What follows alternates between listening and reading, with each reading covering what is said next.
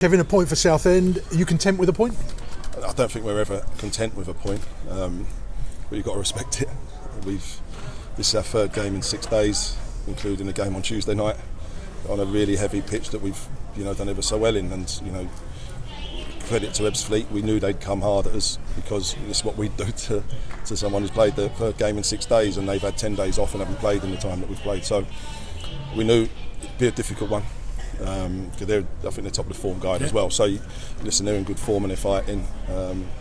But to go one up, you hope you can nick the second one to give yourself a cushion.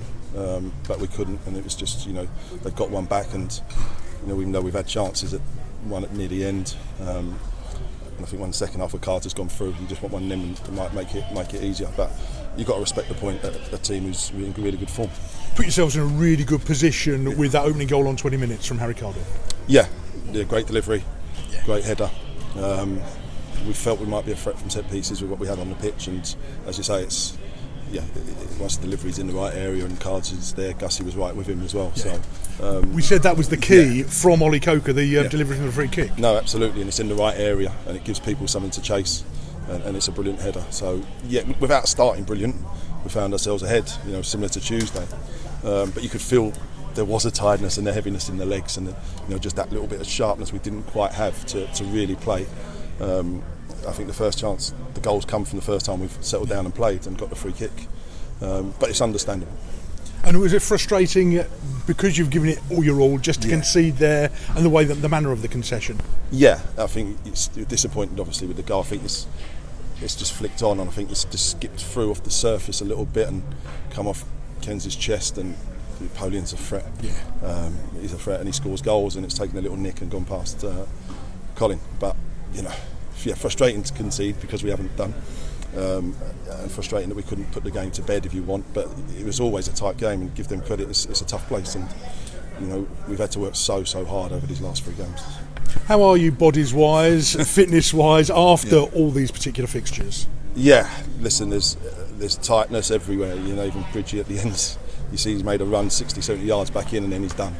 So we've had to make a change there, and we're hanging on with the last sub to see who's Ralphie's got a tight hammy, and you can tell the lethargy's there and the tiredness, which is understandable. But we've got to back into training tomorrow and get some recovery and see who's fit for Monday.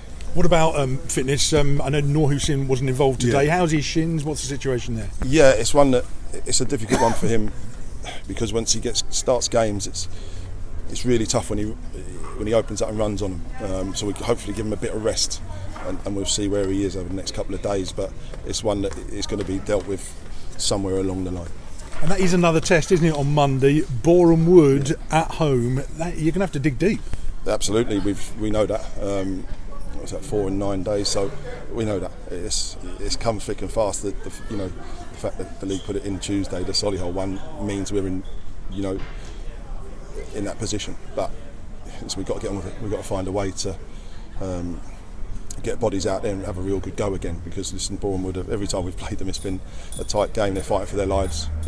So we've got to be ready. And whoever's picked, we'll have to give the all again like they do every week. And I'm proud of the players for the way they kept going, and never give in. And it was hurting there at the end, you could tell.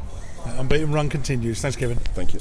What's that Cardwell coming off? Is he okay, or is it just tight? It's really tight hamstrings. I think when Tuesday night, when there's a really heavy pitch, and the travel and everything like that, we got to the stage where he had a bit of a tight hammy at half time, and we tried to give him as long as we can, but I didn't want to put him in danger. Yeah, I guess ideally you want to bring Danny Walton on as well, but you can't no. Because of Jack Bridge, and you've got to do that change. Yeah, exactly, and that's what we're waiting for. Sandy come on the other night, done well.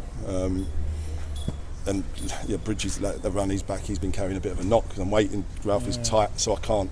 I'm waiting to make the final change, and we want to go win the game. But we've got to manage players as well.